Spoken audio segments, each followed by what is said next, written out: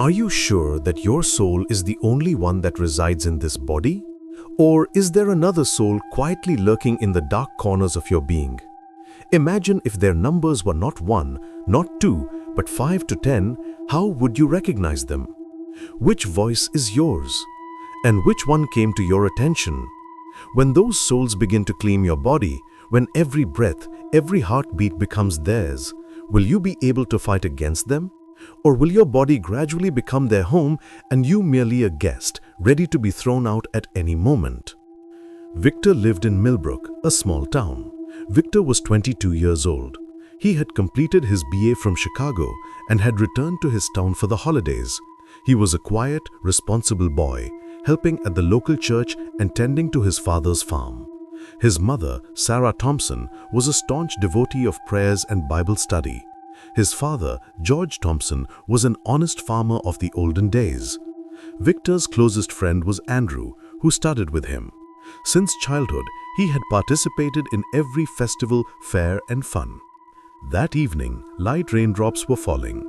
A faint scent of soil wafted through the air.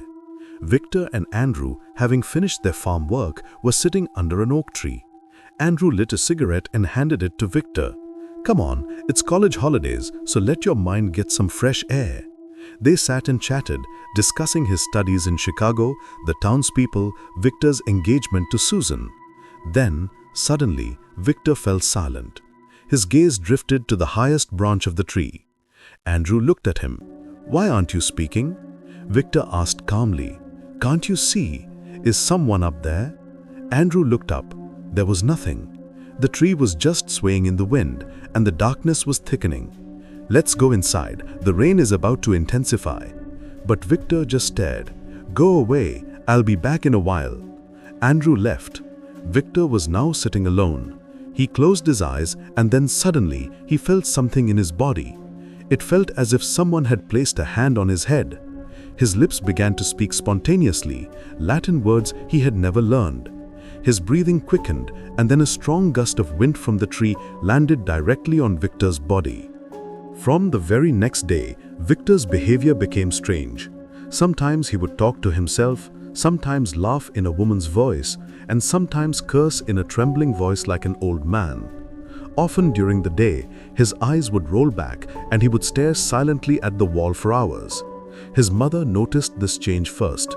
Then Andrew also felt it. One afternoon, in the fields, he heard Victor saying to himself, "My name is Betty. I want justice. I am not her. I am Billy. I have been burned. This is my body, not yours. Why have you come into this?" Gradually, the news spread throughout the town. The townspeople realized something had definitely happened to Victor. When the townspeople came to see him, an elderly man was among them. They told us that the oak tree where Victor and Andrew were sitting had been a place of execution in ancient times. The spirits of those who died there still wandered. They believed that these spirits had some kind of connection. Someone had been wronged, someone had killed someone had been a witness, and someone had been sacrificed.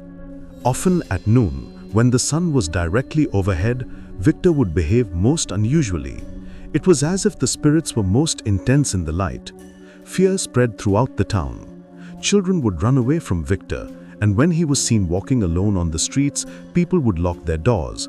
Now, the question was, what did these spirits want, and would they ever leave Victor? On the nights of the new moon, Victor would make strange demands. Sometimes he would scream loudly at the middle of the night, "I want a black chicken sacrificed." Sometimes, looking at someone, he would ask for cat's blood. He would demand food stained with blood, or sometimes a plate of burnt rice. His mother often noticed him acting like he was chewing raw meat or trying to eat dirt when alone.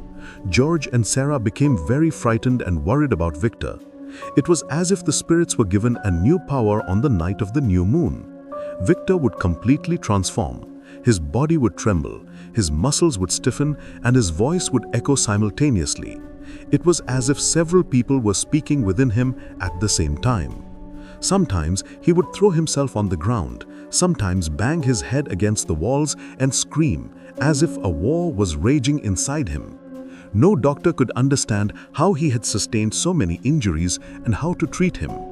the family and Andrew decided to tie him up every new moon and hang a horseshoe and garlic on the door. Because if he were left free on the new moon, he could kill someone else. Now that Victor's condition had become uncontrollable, Andrew and George began searching for a spiritual healer. George's friend told him about Father Vincent, who lived in a neighboring town and had been practicing exorcism for years. Andrew and George told Father Vincent about Victor's condition, especially the story of the new moon night. Father Vincent returned home and first observed Victor from a distance. Then, after reciting some prayers, he placed his hand on his forehead. Victor's eyes immediately rolled back and he started laughing loudly, sometimes in a woman's voice, sometimes in a child's cry, sometimes in an old man's voice. Father Vincent understood that someone had possessed his body, perhaps more than one spirit, and each spirit had a different story. We'll have to wait for the right time to free him. You all should take special care of him for a few days. Don't leave him alone. Don't let him come into contact with strangers, and keep reciting the Lord's Prayer every day at home. Upon learning the story of each soul at the appropriate blessed time, I'll be able to initiate the process of their liberation. Until then, the biggest challenge will be taking care of Victor. With this, Father Vincent left. For the next few days, Victor's family took care of him, preventing him from going out and giving him whatever he asked for. Father Vincent found the blessed time and arrived at Victor's house a day before. He observed Victor's condition, then formed a circle around him, recited some prayers, and looked into his eyes. Victor's body began to tremble and his facial expressions changed. In an instant, he became a woman, the next a child, then a man. "Who are you?" One by one, "Tell me your name and the reason for your death." Now, one by one, the souls began to appear. "I am Betty. I was burned to death by my husband for money." His soul was demanding justice. "My name is Billy. An innocent 12-year-old boy who was pushed into a well by his relatives was demanding his last rites." "I am Robert. The townspeople branded me a criminal and pushed me into the well." His spirit was still angry, saying it had been dishonored. "I am Mary, a newly married woman who had committed suicide, but her spirit refused to accept her death. It wanted revenge on her in-laws." Richard, an alcoholic who had committed numerous crimes,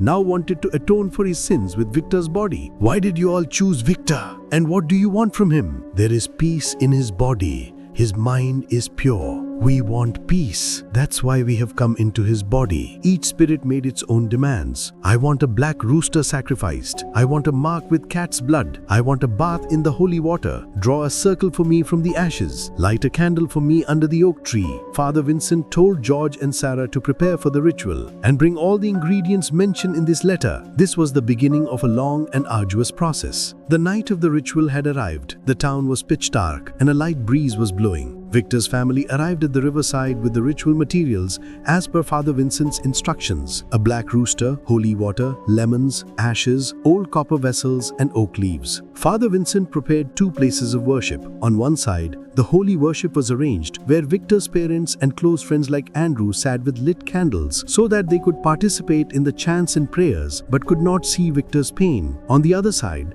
Father Vincent lit the sacred fire and drew a large circle of yellow soil, ash, and blood. Victor was seated in the middle. The 4 priests surrounded him from all sides and began loudly chanting exorcism prayers. As the chants grew louder, Victor's body began to tremble. He screamed loudly. His eyes rolled back. His facial expressions changed. In the instant, he became a woman, the next a child, then a man. As the chants grew louder, Victor's body began to tremble. He screamed loudly. His eyes rolled back. His facial expressions changed. The sound of dogs howling came from behind. Then the souls began to emerge one after another, but each soul wanted to be freed first. In this greed, the souls clashed within Victor's body. His body began to tremble. He began to scratch himself. Sometimes his hair stood on end. Sometimes he rolled on the ground. And finally, blood started to flow from Victor's eyes. Father Vincent shouted, "Don't stop the chanting. Let all the souls be freed." Then suddenly a spark of light appeared and Victor fell unconscious. One by one, the souls began to leave his body like caged birds flying from a cage. The body now became still. The light began to dim, and as the last soul left, a peace descended. The air at the riverside became still. The barking dogs nearby suddenly fell silent. Victor's body was now free. After this, Victor slept for 2 days, completely unconscious,